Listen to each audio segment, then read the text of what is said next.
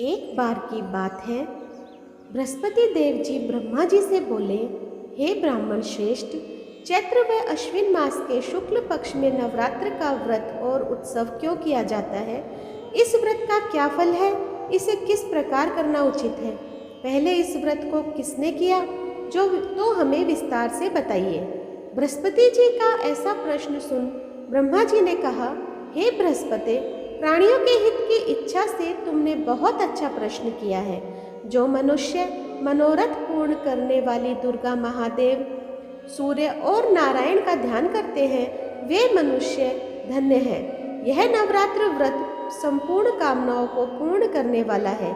इसके करने से पुत्र की कामना वाले को पुत्र, धन की लालसा वाले को धन, विद्या की चाहना वाले को विद्या और सुख की इच्छा रखने वाले को सुख मिलता है। इस व्रत को करने से रोगी मनुष्य का रोग दूर हो जाता है, मनुष्य की संपूर्ण विपत्तियां दूर हो जाती है और घर में समृद्धि की वृद्धि होती है।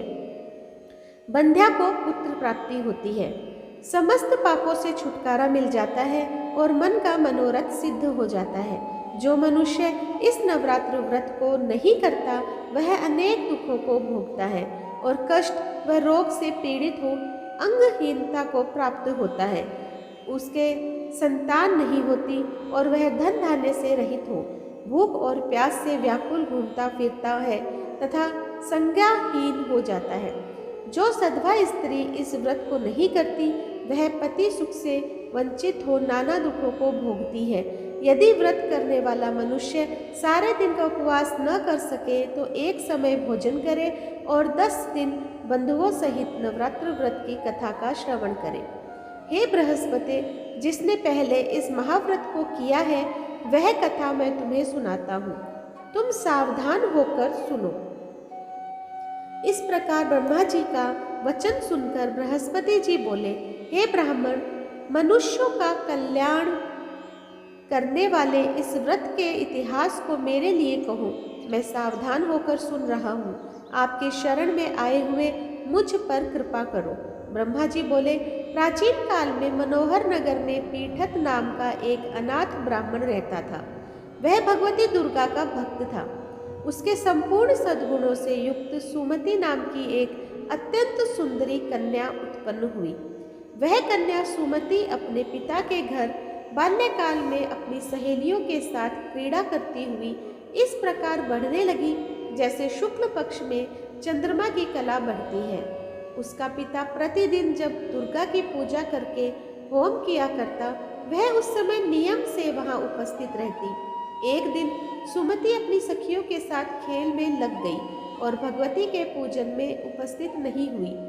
उसके पिता को पुत्री की ऐसी असावधानी देखकर क्रोध आया और वह पुत्री से कहने लगा, अरे दुष्ट पुत्री, आज तूने भगवती का पूजन नहीं किया, इस कारण मैं किसी कुष्ठ रोगी या दरिद्र मनुष्य के साथ तेरा विवाह करूंगा।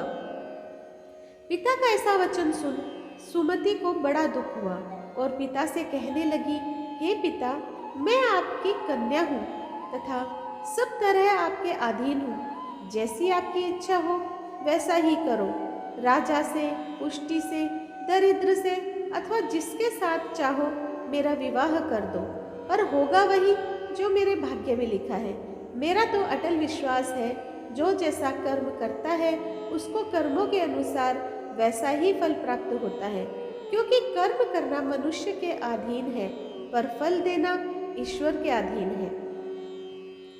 जैसे अग्नि में पड़ने से तृणादि उसको अधिक प्रतीत कर देते हैं, इस प्रकार कन्या के निर्भयता से कहे हुए वचन सुनकर उस ब्राह्मण ने क्रोधित हो अपनी कन्या का विवाह एक पुष्टि के साथ कर दिया और अत्यंत क्रोधित हो पुत्री से कहने लगा, हे पुत्री, अपने कर्म का फल भोगो। देखे भाग्य के भरोसे रहकर क्या करती हो।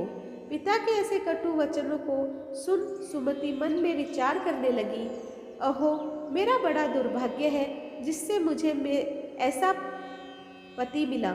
इस तरह अपने दुख का विचार करती हुई वह कन्या अपने पति के साथ वन में चली गई और डरावने कुशायुक्त उस निर्जन वन में उन्होंने वह रात बड़े कष्ट से व्यतीत की। उस गरीब बालिका की ऐसी दशा देख देवी भगवती ने पूर्व पुण्य के प्रभाव से प्रकट हो सुमति से कहा, हे दीन ब्राह्मणी, मैं तुझसे प्रसन्न हूँ। तुम जो चाहो सो वर दान मांग लो। भगवती दुर्गा का यह वचन सुन ब्राह्मणी ने कहा, आप कौन है? वह सब मुझसे कहो। ब्राह्मणी का ऐसा वचन सुन देवी ने कहा कि मैं आदि शक्ति भगवती हूँ और मैं ही ब्रह्म विद्या व सरस्वती हूँ। प्रसन्न होने पर मैं प्राणियों का दुख दूर कर उनको सुख प्रदान करती हूँ। हे ब्राह्मणी, मैं तुझ पर तेरे पूर्व जन्म के पुण्य से प्रभाव से प्रसन्न हूँ। तुम्हारे पूर्व जन्म का वृत्तांत सुनाती हूँ। सुनो, तू पूर्व जन्म में निषाद की स्त्री थी और अति पतिव्रता थी। एक दिन तेरे पति निषाद ने चोरी की। चोरी करने के कारण तुम दोनों को सिपाहियों ने पकड़ लिया और ले जाकर जेल खाने में कैद कर दिया। उन लोगों ने तुझको और तेरे पति को भोजन भी नहीं दिया।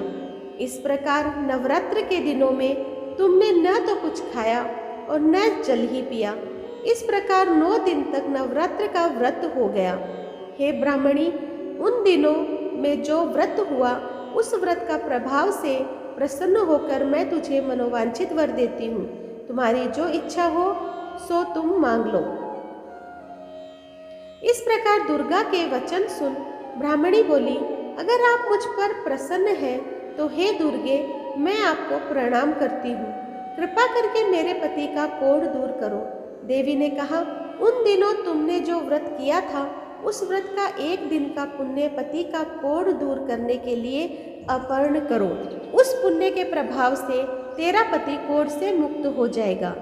ब्रह्मा जी बोले, इस प्रकार देवी के वचन सुन वह ब्राह्मणी बहुत प्रसन्न हुई और पति को निरोगा करने की इच्छा से जब उसने तथास्तु ऐसा वचन कहा, तब उसके पति का शरीर भगवती दुर्गा की कृपा से कुष्ठ रोग से रहित हो अति कांतिवान हो गया।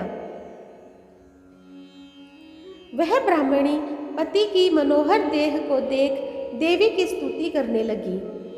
हे दुर्गे, आप दुर्गति को दूर करने वाली, तीनों लोकों का संताप हरने वाली, समस्त दुखों को दूर करने वाली, रोगी मनुष्य को निरोग करने वाली, प्रसन्न हो मनोवांछित वर देने वाली और दुष्टों का नाश करने वाली जगत की माता हो।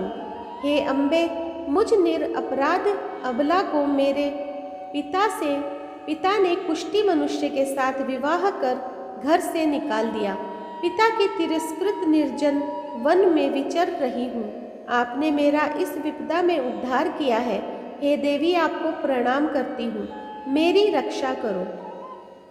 ब्रह्मा जी बोले, हे बृहस्पति, उस ब्राह्मणी की ऐसी स्तुति सुन देवी बहुत प्रसन्न हुई और ब्राह्मणी से कहा, हे ब्राह्मणी, तेरे उदालय नामक अति बुद्धिमान, धर्मवान, कीर्तिवान और जितेंद्रिय पुत्र शीघ्र उत्पन्न होगा।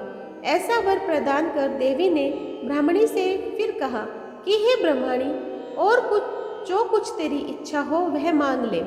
भगवती दुर्गा का ऐसा वचन सुन सुमति ने कहा कि हे भगवती दुर्गे, अगर आप मुझ पर प्रसन्न हैं तो कृपा कर मुझे नवरात्र व्रत की विधि और उसके फल का विस्तार से वर्णन करें।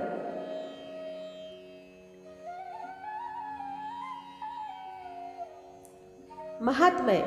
इस प्रकार ब्राह्मणी के वचन सुन दुर्गा ने कहा, हे ब्राह्मणी, मैं तुम्हें संपूर्ण पापों को दूर करने वाले नवरात्र व्रत की विधि बतलाती हूँ, जिसको सुनने से मोक्ष की प्राप्ति होती है।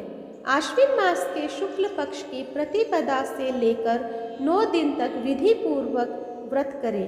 यदि दिन भर का व्रत न कर सके तो एक समय भोजन करें।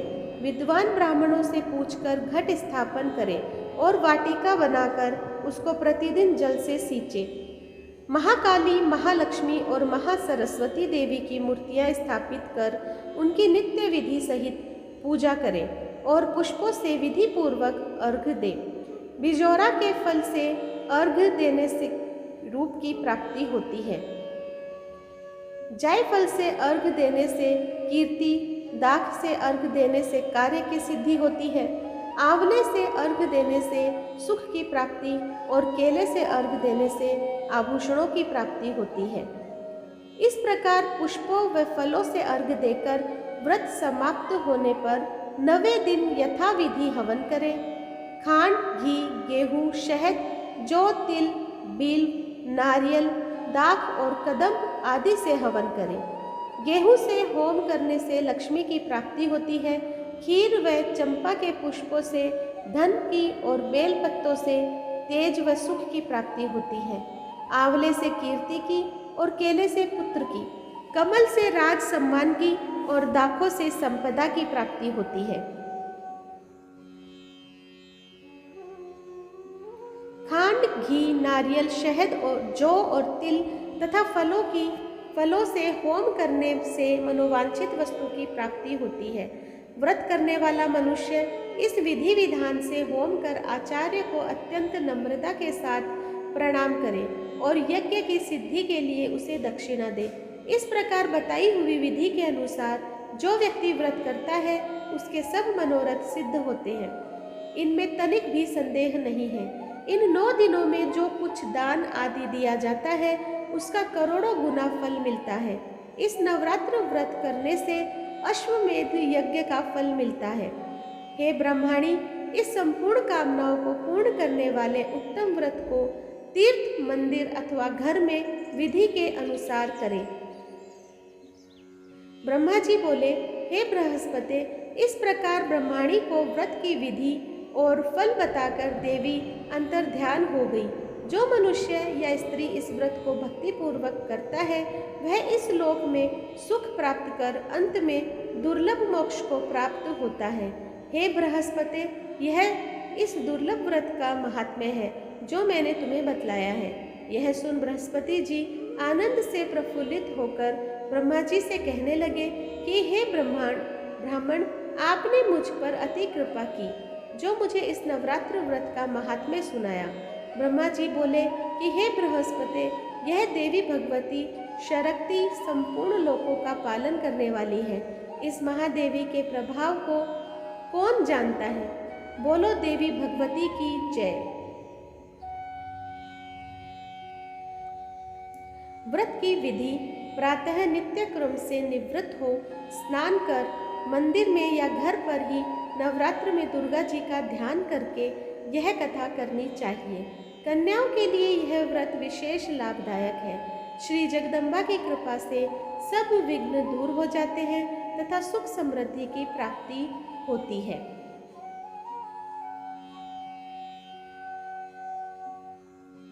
प्रार्थना। हे परमेश्वरी, मेरे द्वारा रात दिन सहस्त्रों अपराध होते हैं। यह मेरा दास है, समझकर मेरे अपराधों को क्षमा करो। हे परमेश्वरी, मैं आह्वान, विसर्जन और पूजन करना नहीं जानती, मुझे क्षमा करो। हे सुरेश्वरी, मैंने जो मंत्रहीन, क्रियाहीन, भक्त युक्त पूजन किया है वह स्वीकार करो। हे परमेश्वरी, अज्ञान से, भूल से अथवा बुद्धि भ्रांति से जो न्यूनता अथवा अधिकता हो गई है उसे क्षमा करिए तथा प्रसन्न होइए। जाप मंत्र: ओम ऐं ह्रीं क्लीं चामुंडाय विच्चे नमः। मनोकामना सिद्धि के लिए इस मंत्र को 108 बार या सुविधा अनुसार जाप करें। जय माता दी। तो दोस्तों, आज मैंने आप लोगों के समक्ष नवरात्रि के व्रत विधि और व्रत कथा प्रस्तुत की है। आपको कैसी लगी मुझे कमेंट बॉक्स में ज़रूर बताइएगा। जो लोग मेरे चैनल पे नए हैं प्लीज़ सब्सक्राइब कर दीजिए, लाइक कीजिए, शेयर कीजिए अपने दोस्तों और परिवार में, और इसी तरह मेरा सहयोग करते रहें। धन्यवाद।